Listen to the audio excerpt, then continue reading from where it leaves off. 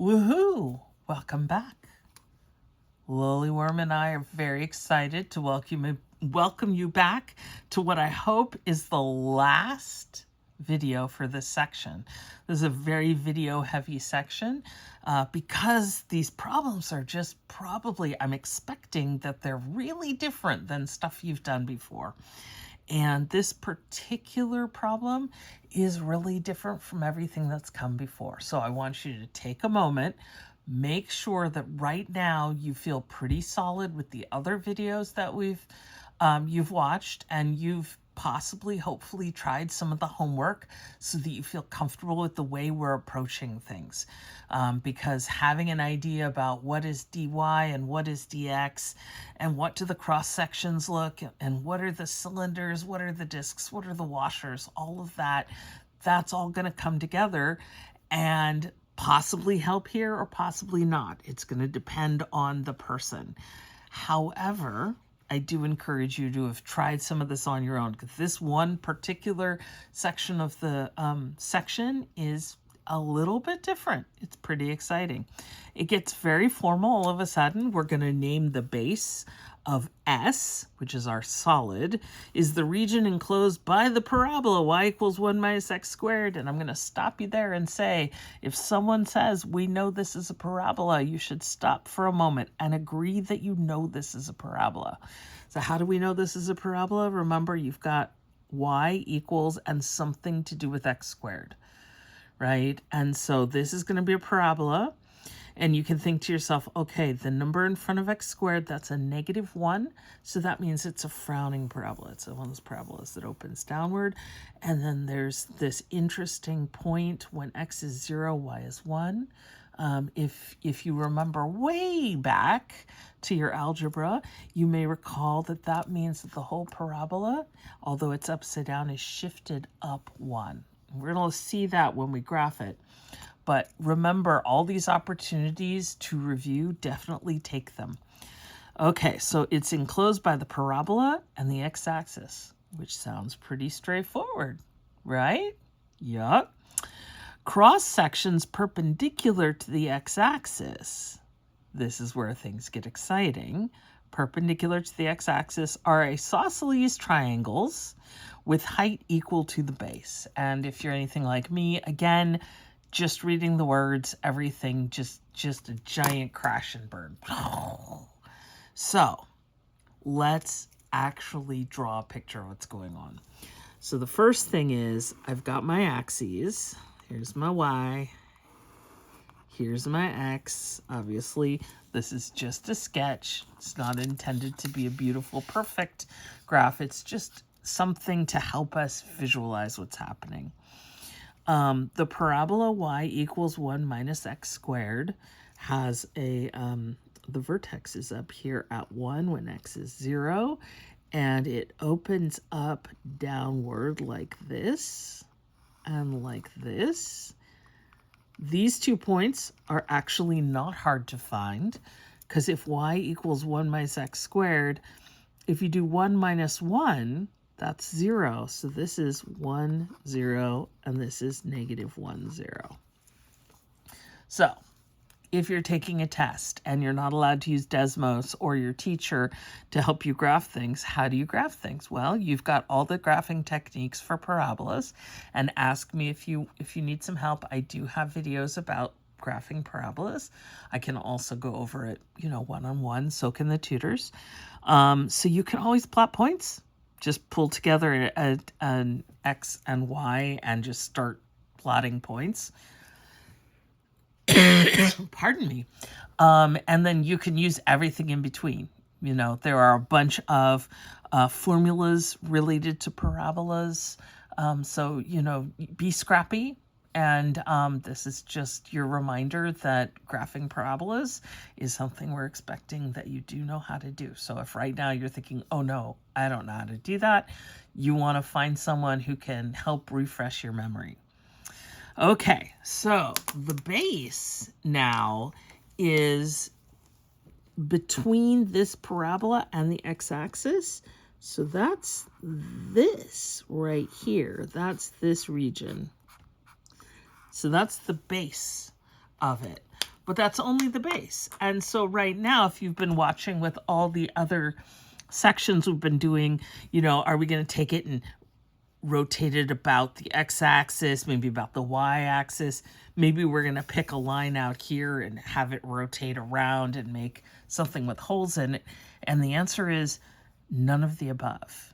You'll notice that at no point does it say rotate anything. So that's kind of weird. And so what I've got is Lowly Worm and I, and it's surprising how good he is with a pair of scissors. Lowly Worm and I have come up with a visual aid. Here is the region that we've got that I sketched out there. And I did it on grid paper so that I could show you what is going on. So, for example, it says cross sections perpendicular to the x-axis. So here's the x-axis, so perpendicular is this way. If it were parallel, they'd go this way. It says it's perpendicular, so it goes this way. And it says there are isosceles triangles. So let me write out isosceles.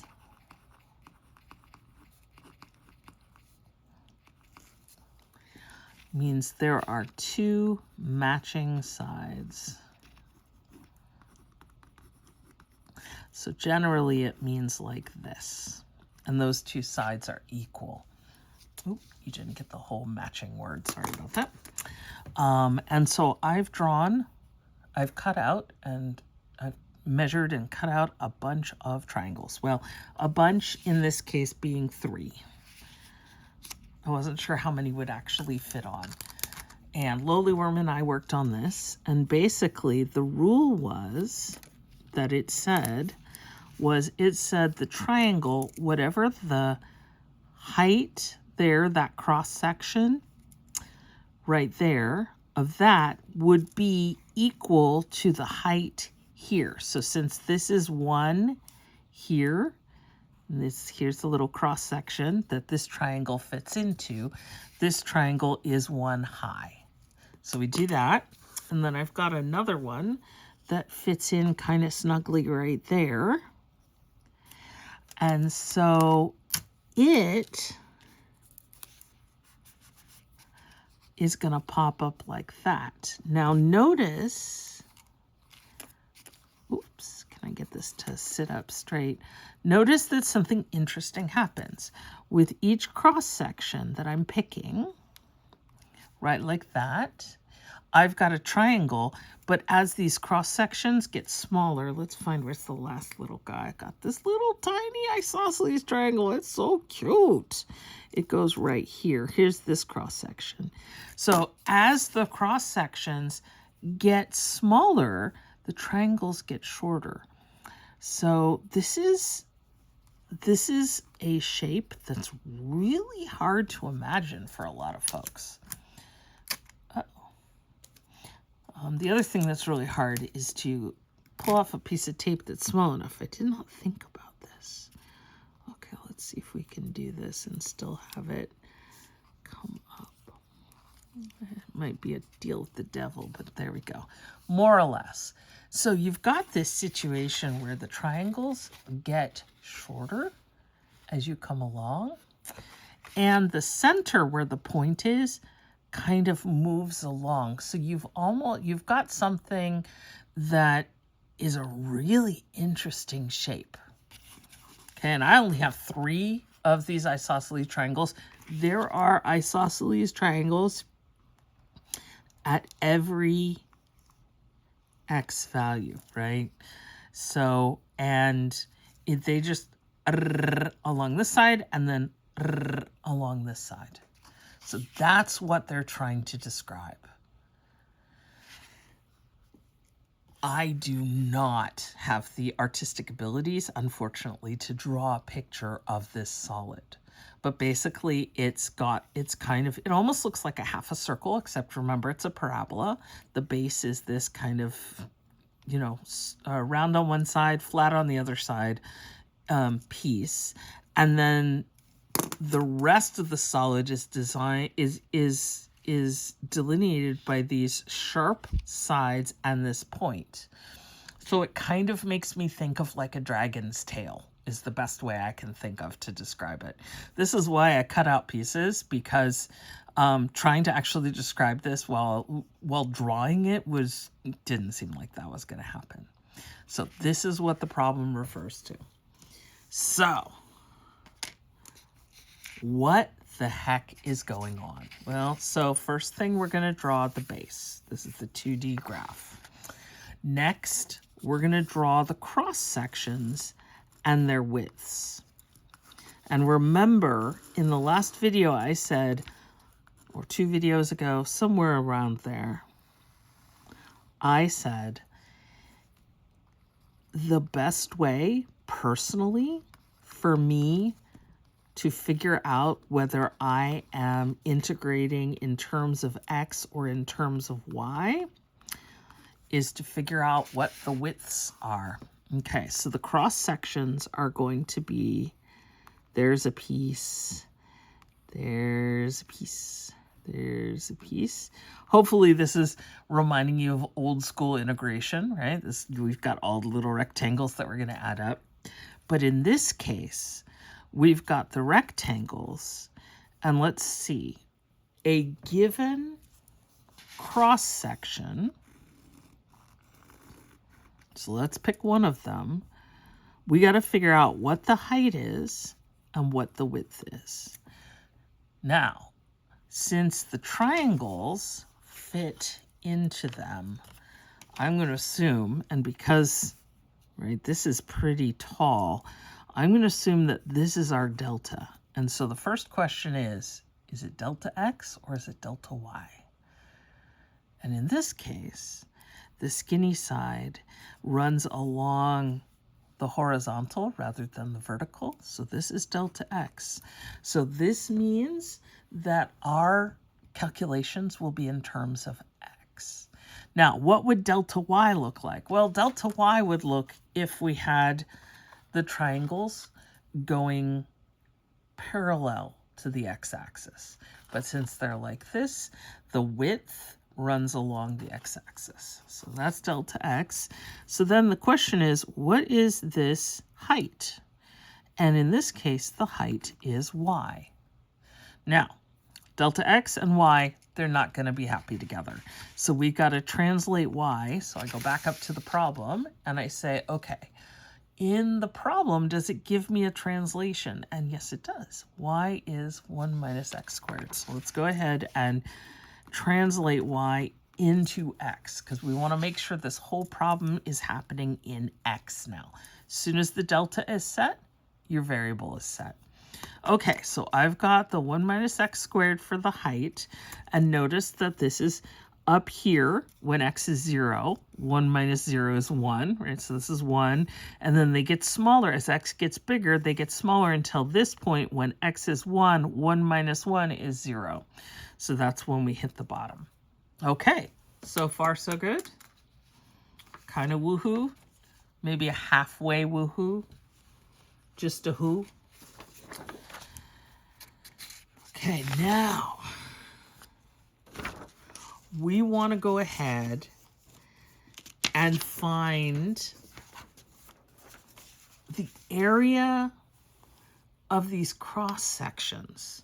So what the heck does that mean? Well, we've got the cross sections, these little sections there, right there is really what I've been calling the cross sections. That's just the base of the cross section. I want to now find the area of the whole triangle. So what is that triangle? How do I find the area of each of the triangles? So here's my shape. Here's just, I'm picking a random footprint, and this is going to go into my triangle. And what I was told was that this height, which we decided before was y, 1 minus x squared, that's here. But then we're also told that the height of the triangle matches the base.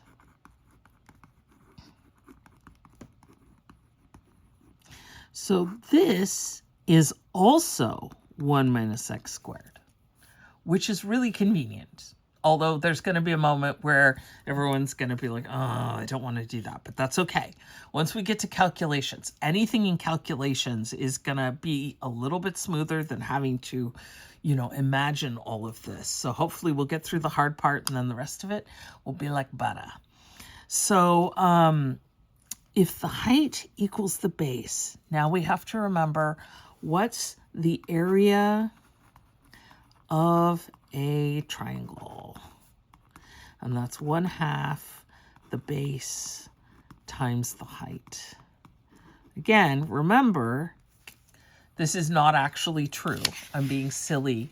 The meaning of calculus is something else, but I always joke that the meaning of calculus in Latin means all the math you've ever learned in the past. So suddenly we're asking you to remember what the area of a triangle is. So hopefully you remember it's half the base times the height, which is going to be 1/2 1 minus x squared times 1 minus x squared. And I know a lot of people at this point are thinking, oh no, that's some multiplication. And the answer is, yes, it is. So let's go ahead and do it. Courage, we can do this. Now, I'm not going to multiply a 1/2 through. You're welcome to. I'm not going to do that. That I think would probably start a riot. So let's not do that. What do you think, Lily Worm? Leave the 1/2 out? Yeah, let's leave the 1/2 out. Let's just multiply these. So now I've either got a formula for a perfect square, or I'm using FOIL, or you might even be using the binomial theorem if you've learned it. There are a couple different ways to multiply it. I'm going to do FOIL. First is 1. Outer is minus x squared, inner is minus x squared, and last is plus x to the 4th, right? So I've got 1/2 times 1 minus 2x squared plus x to the 4th. Okay, so that's the area. Which triangle is this the area of? And the answer is, that was just a random choice of triangle. So this is every triangle. At which point, if I were you, I'd say, oh, wait a minute. Let me think about something. So one of the things that happens in this is we've got x values that are positive and we've got x values that are negative. Now, is this going to mess up our calculations? Let's take a look. It turns out we're squaring x. So it doesn't matter whether x is positive or negative. And in fact, it does say, oh, that's interesting. It's going to be symmetric. This half is going to be equal to this half. Everything that happens over here also happens over here, which is going to be interesting. And we're going to use that in just a little bit. Okay, so this is the area of our triangles. They look like that. And so what are we going to do? Well, we're going to go ahead and use integration to take one of these triangles and use the definite integral to say, let's just do all the triangles together. Through the magic of television, Lily Worm helped me do this earlier today. I've got the calculus, yay! And I wrote it all up again to remind you, we've got dx, right? Because our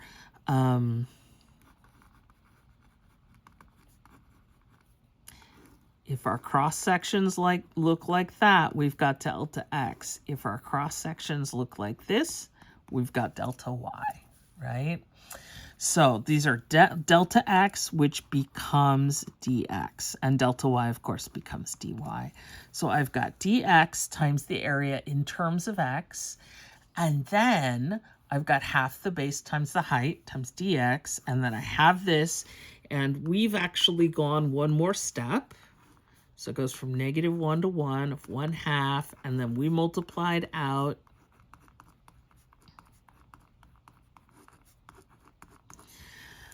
Now, what we should do is pause for a moment. Pause. We're right here, or feet. Why does it go from -1 to 1? I mean, I know, magic of television and all. So why is it -1 to 1? I want to start here and do all the triangles. They get bigger, bigger, bigger, bigger. smaller, smaller, smaller, smaller, right? So I want to go all from -1 to 1. But then I think to myself, wait a minute. Wait a minute. I've got symmetry. And of course, I've drawn the least symmetric shape ever.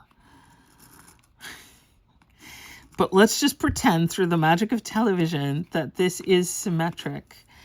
And I'm going to say that this side and this side have equal areas.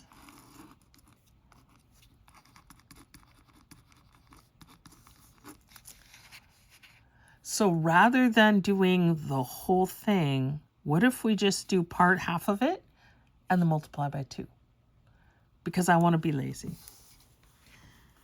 So I'm just going to go 2 times 0 to 1, right? Notice that. The symmetry, I'm going to go from 0 to 1 of 1/2 times 1 minus 2x squared plus x to the 4th dx. And then I'm going to say, oh, I was lazy in exactly the right way because I've got a 2 and a 1/2. So there, they cancel each other out. I'm very excited. I am easily excited about math, but that seems like a really cool deal, personally. Okay, so what have I managed to do? Well, this was a little bit of extra work thinking about the symmetry, but what I've managed to do is there was a 1/2 here that I didn't want to deal with, and by splitting this in 2 and make it twice this, the 2 and the 1/2 cancel each other out. So no fractions. Life is better. There will be some fractions. I know you can see what's going to happen. There will be fractions, but I've canceled this fraction. But also, I've set up a definite integral that starts at 0. And generally speaking, definite integrals, when you start with 0, you don't have to worry about you just do half of the calculation. So in fact, we've actually saved ourselves a lot of time. Do you have to do this? No, not at all. You could just straight up do this version and you'll get exactly the same answer. So my job is just to show you, hey, there are things you can do to make your job easier. But if you insist, you can do as much work as you want. Lowly Worm is right there saying, if you want to do everything hopping on 1 foot, go for it. Go for it. Rock on with your one-footedness. Okay, but I'm going to take the shortcut. So I'm going to go ahead and integrate. And again, this is all still the power rule. So it's really straightforward. I've got x minus 2x cubed over 3 plus x to the 5th over 5, right? I raise each of these up by 1 and divide by the new exponent. And I go from 0 to 1, which is going to be equal to, pardon me, 1 minus 2 times 1 cubed over 3 plus 1 to the 5th over 5. And then for the second, for the 0, oh, you can't see that, silly me. There we go. For the second half, this is all just 0. So I don't have to worry about it. Yay. Okay, so this is 1 minus 2/3 plus 1/5.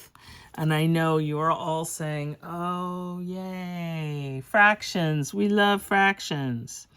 I know you don't love fractions, but fractions are a big part of math.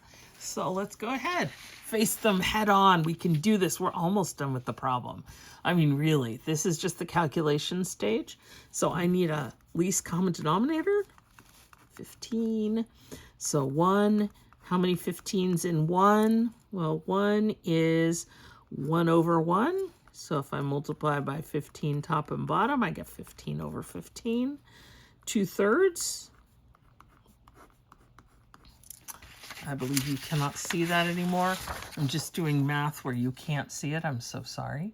So I did a very awkward thing. I took my 1 and I made it 1 over 1. So 1 is equal to 15 over 15. 2/3. I have to multiply by 5. That's 10/15. And 1/5. I have to multiply by 3, and I get 3/15. So in fact, 1 minus 2/3 plus 1/5 is equal to 15/15 minus 10/15 plus 3/15. So that's going to be 15 minus 10 plus 3. I want to say it's 8/15. What do you guys think? Think that's right? Are we done? Are you guys excited? What a very sweet little unexpected small number. So that's the answer. The answer to what is the volume of this solid, right? And I never wrote it, so I should write it up here. The volume of the solid that we've created when we did this and we set up the cross-sectional areas, which turn out to be triangles. So obviously if they had been rectangles or another shape, I just put in the formula there. I figure out that it's dx because my cross sections go this way rather than this way where they'd be dy. I plug in my formula and then I got a little jiggy with it. I decided to take advantage of symmetry to multiply by 2. Can we always do this? No, this is just a special treat for us today. So I used symmetry and that also canceled out the 1/2. And then it was just the calculations, much of which I did off camera accidentally because it's very hard to see the camera when I'm filming like this. And we get 8/15, which is equal to the volume of the solid, whatever this weird solid that looks kind of like a dragon's tail. Right, like that. Whoop, like that. Oh, you can't see. Clever. There we go. It kind of looks like a bunch of triangles all stacked together. So that's it. You made it. We did it. We finished the section. Oh my gosh. They said we couldn't do it, but we did it. Lowly Worm is very proud of you. Lowly Worm is very proud of me too. We've made it. I only mostly lost my voice, but I'm doing okay. And hopefully you're doing okay. And I'm going to encourage you to step away from whatever device you're using to watch this. Go do anything else at this point. Sing, dance, scream, march, whatever you need to do. Dance, swim, go lift some weights, go touch some grass, pet your pets. Go say hi to your family, remind them you exist. And then take a break before you start the homework, but definitely try the homework, ask lots of questions, and hydrate. Oh my gosh, hydrate. So woohoo. In our next section, we're going to do things really differently. If you try to do this section and the next section all together, you will thoroughly confuse yourself. So I'm going to encourage you, when you're done resting and recuperating, what I'd like you to do is do the homework. Do the homework for this section, really work on it, see as much as you can get it done, and then get started on the next section. The next section is completely different. Everything's going to be sideways. This thing that I wrote, not necessarily helpful or true. And I know, I gave you a rule and I'm going to tell you it's not always going to be true, but you'll see. Once we get there, you'll be like, oh, I see what you're doing. So we'll get to that section next, but take a break now. Know that I'm really, really proud of you. Lowly Worm is really, really proud of you. And we hope you have a really great day. Okay? Woohoo and math on.